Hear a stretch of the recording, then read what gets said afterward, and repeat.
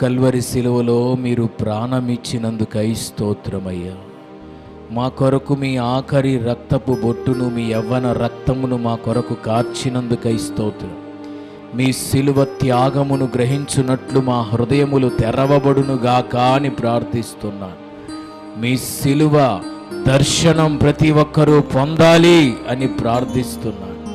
మీ శిలువ కార్యము యొక్క ఆవశ్యకత, మీ శిలువ కార్యం యొక్క గొప్పతనాన్ని ప్రతి ఒక్కరూ గ్రహించుదురుగాక అని ప్రార్థిస్తున్నాను.